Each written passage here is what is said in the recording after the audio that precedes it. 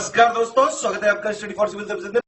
यदि study for civil services के छात्र हैं तो ये वाला टेलीग्राम जरूर ज्वाइन करके रखिए। यूट्यूब चैनल में हमारे साथ है तो भी ये वाला टेलीग्राम ज्वाइन करना बहुत ज्यादा जरूरी है। सारे नोटिफिकेशन, सारे अपडेट, सारे मोस्ट इंपोर्टेंट ट्रिक्स, सारा रिवीजन सब कुछ यहाँ पे बताया जाता है।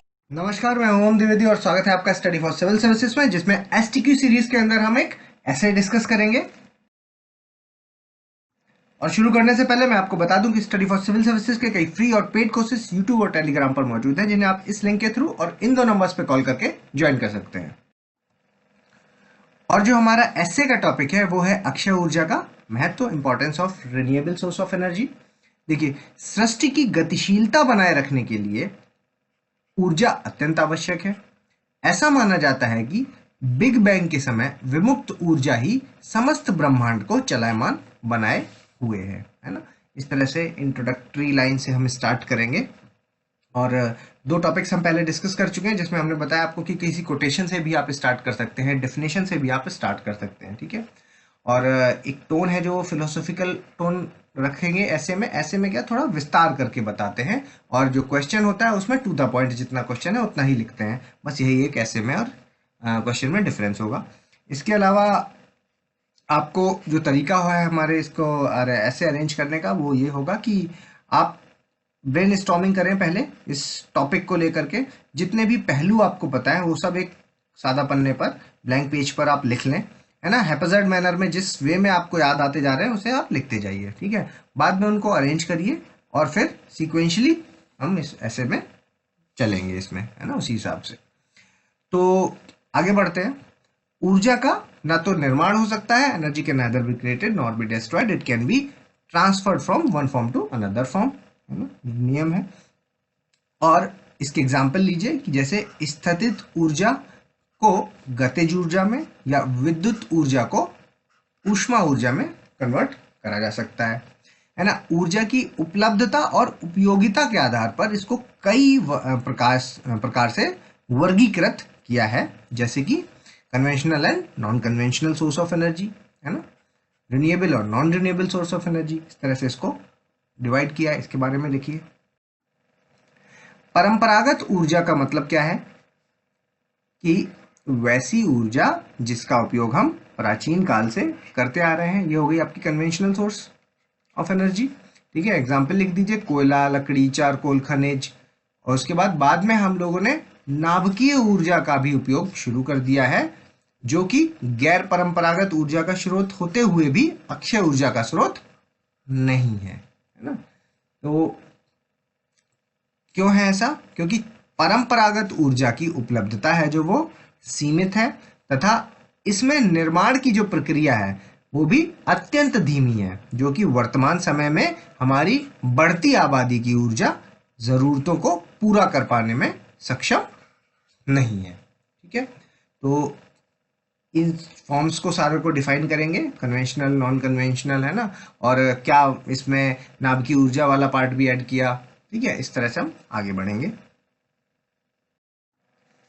साथ ही परंपरागत ऊर्जा के स्रोत पर्यावरण के लिए भी अहितकर हैं और अत्यंत कोयला, पेट्रोलियम उत्पादों के उपयोग के कारण एसिड रेन, एयर पोल्यूशन, जल प्रदूषण, मृदा प्रदूषण तथा खाद्य श्रृंखला मरकरी, लेड, आर्सेनिक जैसे जहरीले धातुओं में प्रवेश हो गया है, ठीक है। और प्रॉब्लम्स के बारे में बताएं। साथ ही इन ईंधनों का जो दहन है, इससे जो कार्बन मोनोडाइऑक्साइड का के कारण आज विश्व वैश्विक तपन जैसी समस्या से जूझ रहा है ना। विश्व वैश्विक तपन मतलब ग्लोबल वार्मिंग, ठीक है। ये प्रॉब्लम कार्बन डाइऑक्साइड के बढ़ जाने से हुई है, और ये कार्बन डाइऑक्साइड कैसे बढ़ गई है? ईंधन के दहन से, ठीक है। आगे बढ़ते हैं। अतः हम अब एक ऐसे विकल्प की ओर देख रहे हैं। अभी तक हमने क्या सारी प्रॉब्लम, मतलब ये जो आपसे डिस्कस किया अभी तक, उसमें क्या था कि जो अक्षय ऊर्जा यानी रिन्यूएबल सोर्स ऑफ एनर्जी है, जो उस पर इतना महत्व क्यों दिया जा रहा है, ऐसी क्या प्रॉब्लम है इसे कन्वेंशनल सोर्स में कि अब हम रिन्यूएबल सोर्स की ओर आगे बढ़ रहे हैं। तो देखिए, ऐसे अब हम ऐसे विकल्प की ओर देख रहे हैं जो न केवल अक्षय ऊर्जा का स्रोत हो, बल्कि एक इससे पर्यावरणीय दुष्प्रभाव भी कम से कम हो, है ना। देखिए ऐसा तो होगा नहीं कि बिल्कुल भी नहीं होगा, लेकिन यह है कि इनको मिनिमाइज किया जा सकता है, इनके इफेक्ट्स को जो है वो मिनिमाइज किया जा सकता है, कि जितना भी जो पोल्यूशन हो रहा है वो रिन्यूएबल सोर्सेस, ऐसे रिन्यूएबल सोर्सेस को यूज करें, है ना। तो अक्षय ऊर्जा की ओर कदम बढ़ने के लिए पर्यावरण के अलावा कई अन्य कारक भी उत्तरदायी हैं। क्योंकि भारत एक ऊर्जा न्यून देश है, ऊर्जा की कमी है, जो कि अपनी ऊर्जा आवश्यकताओं की पूर्ति के लिए विभिन्न देशों से पेट्रोलियम, कोयला, यूरेनियम, ये सब चीजें हम आयात करते हैं और फिर यहाँ से एनर्जी को प्रोड्यूस करते हैं। अतः ऊर्जा आत्मनिर्भरता के लिए भारत अक्षय ऊर्जा के स्रोतों का दोहन करना नितांत आवश्यक है। अब दूसरा स्फीयर को टच करते हैं। युद्ध की स्थिति में अंतरराष्ट्रीय दबाव में पेट्रोलियम आपूर्ति बंद कर दी जाती है, जिससे देश के समक्ष ऊर्जा संकट जैसी स्थिति उत्पन्न हो जाती है। अतः अक्षय ऊर्जा का दोहन हमारी सामरिक आवश्यकता भी है। ठीक है, सारे पहलुओं को, जितने भी आपको फैक्टर्स याद आ रहे हैं उनको सबको एक एक करके टच करते चलेंगे, ना, कोई भी स्फीयर आपका छूटना नहीं चाहिए इसमें।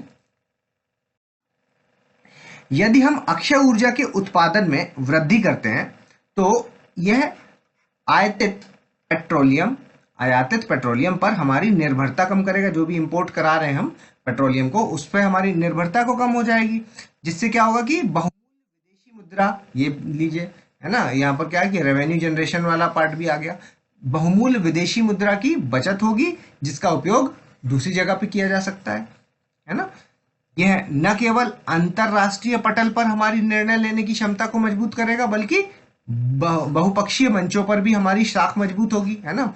एनर्जी ज्यादा होगी, है ना, ज्यादा रेवेन्यू जनरेशन होगा। हम भी डेवलप्ड कंट्रीज में जब काउंट होंगे तो इससे क्या होगा कि हमारा एक स्टेक बढ़ेगा, और जब स्टेक बढ़ेगा तो आपका स्टैंड मजबूत होगा और एक पकड़ पैदा हो जाएगी एक एशियन कंट्रीज में के अलावा विकसित देशों के बीच में भी, है ना।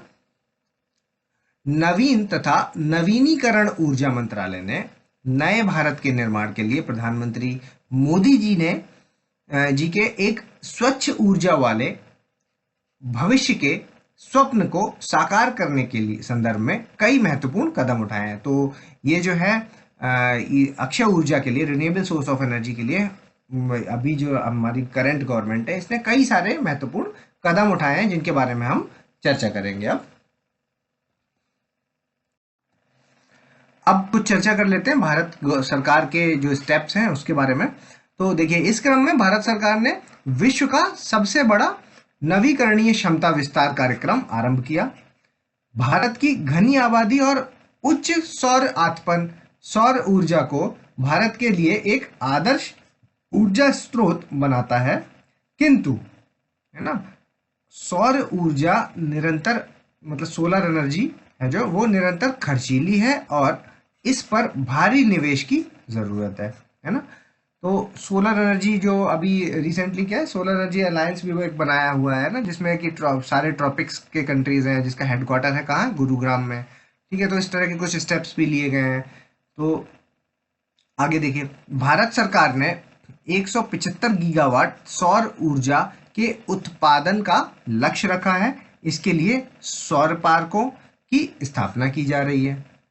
इसके अलावा भारत सरकार ने हाल ही में एक घरेलू सौर उपकरण निर्माताओं को ध्यान में रखकर डोमेस्टिक क्लॉज जोड़ा है, जिसका विरोध अमेरिका द्वारा वर्ल्ड ट्रेड ऑर्गेनाइजेशन में किया गया। ठीक है, और क्या क्या स्टेप्स लिए ये भी आगे बात करते हैं।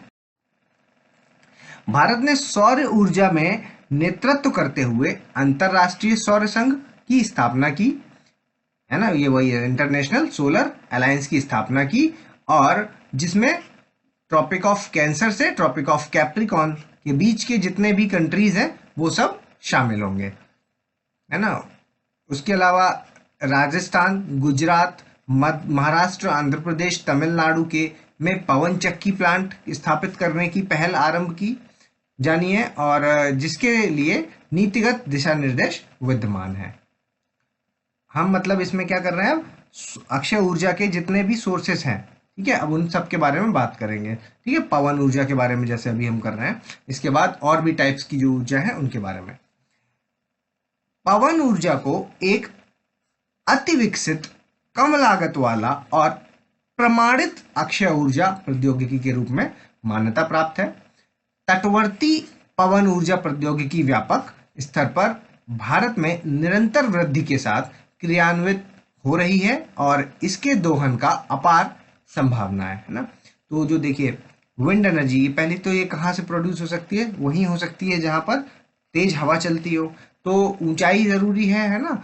और ऐसे एरियाज जैसे कि कोस्टल एरियाज में ये अक्सर देखा गया है कि इधर हवा वगैरह, जैसे राजस्थान का जो साउथ राजस्थान वाला एरिया है, यहाँ पर प्रतापगढ़ उदयपुर वाला जो एरिया है, उस जगह पर ये काफ़ी सोलर पवन चक्कियाँ देखने को मिल जाती हैं। ठीक है, क्यों मिल जाती है कि वहाँ पर हवा का फ्लो बहुत तेज है। ठीक है, तो ये संभावना है और ये क्या सस्ती प्रक्रिया है, तो इसकी संभावना बढ़िया है। अक्षय ऊर्जा के लिए काफ़ी एक इम्पॉर्टेंट सोर्स हो सकता है। भूतापीय ऊर्जा वह ऊर्जा है जिसे पृथ्वी में संग्रहित ताप से निकाला जाता है ना। भूतापीय ऊर्जा के बारे में बता देते हैं, जियोथर्मल एनर्जी के बारे में थोड़ा सा। यह भूतापीय ऊर्जा खनिज के रेडियोधर्मी क्षय से, और मतलब प्रोसेस क्या है उसका, है ना, रेडियोधर्मी क्षय और सतह पर जो अवशोषित सौर ऊर्जा है वहां से उत्पन्न होती है। ठीक है, दुनिया भर में भूतापीय संयंत्रों में से 10 गीगावाट बिजली उत्पन्न करने की क्षमता है, और जो अगर वैश्विक स्तर में इसकी जो डिमांड है वो 0.3% की डिमांड है जो वो फुलफिल करता है। ठीक है, 28 गीगावाट की एक अतिरिक्त भूतापीय ताप क्षमता को औद्योगिक प्रक्रियाओं और कृषि अनुप्रयोगों के लिए स्थापित किया गया है भारत में।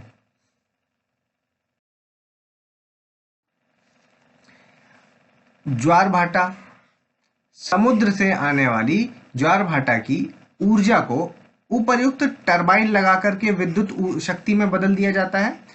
इसमें दोनों अवस्थाओं में विद्युत शक्ति पैदा होती है, और जब पानी ऊपर चढ़ता है तब भी, और जब पानी नीचे चढ़ता उतरता है तब भी।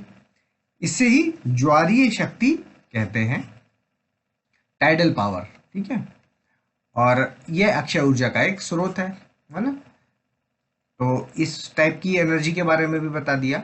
अब इसके बाद ज्वारीय शक्ति का अभी भी बहुत कम उपयोग आरंभ हो पाया है। क्यों हो पाया ऐसा? क्योंकि इसमें भविष्य के लिए अपार ऊर्जा प्रदान करने की क्षमता निहित है। ज्वार भाटा के आने और जाने का समय काफी सीमा तक पहले से ही ज्ञात होता है, जबकि इसके विपरीत पवन ऊर्जा, सौर ऊर्जा है जो, उसका जो पूर्वानुमान अपेक्षाकृत बहुत कठिन होता है। ठीक है, तो ये हमारे लिए एक इम्पॉर्टेंट सोर्स बन सकती है। ठीक है, अक्षय ऊर्जा से रिलेटेड जो भी है हमने एक एक करके उनको सबको डिस्कस किया। इसके आगे देखिए कि ये सुंदरबन क्षेत्र में दुर्गाद्वानी जो क्रीक है वहां पे 2008 में रिन्यूएबल एनर्जी डेवलपमेंट एजेंसी ने 3.75 मेगावाट क्षमता का आपका टाइडल पावर प्रोजेक्ट स्टार्ट किया है।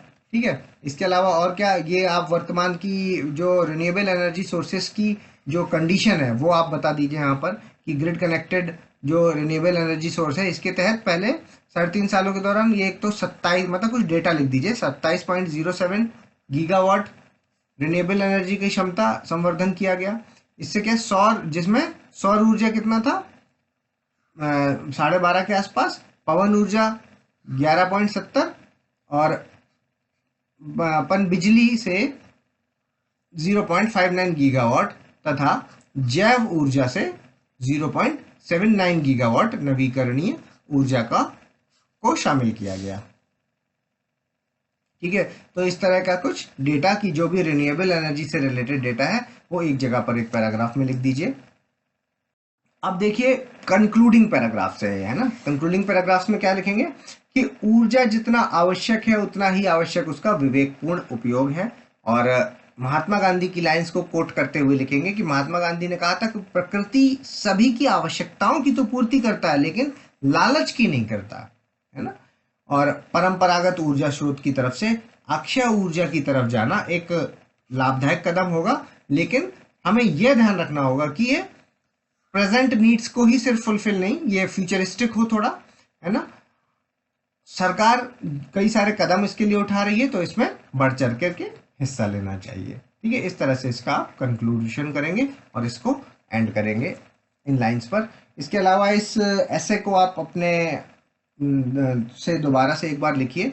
और हमने जो पॉइंट्स कवर किए हैं, जिससे इसमें क्या है, सिक्वेंशली हम चले हैं, सारे रिन्यूएबल सोर्सेज के जो भी सोर्सेज हैं उनको डिफाइन करा, ठीक है। और जो सरकार की जो भी इंटरनेशनली और नेशनल स्टैंड है उसके बारे में लिखा, ठीक है। तो इस तरह से आप इन सारे पॉइंट्स को यूज करते हुए एक अच्छा निबंध वापस से लिखिए, और चाहे तो हमारे कमेंट सेक्शन में अपने निबंध को पोस्ट भी कर सकते हैं। इसके अलावा आप अगर कुछ सुझाव देना चाहते हैं तो कमेंट सेक्शन में अपने सुझाव जरूर दीजिए। एक और ऐसे के साथ जल्दी मिलेंगे, तब तक के लिए धन्यवाद।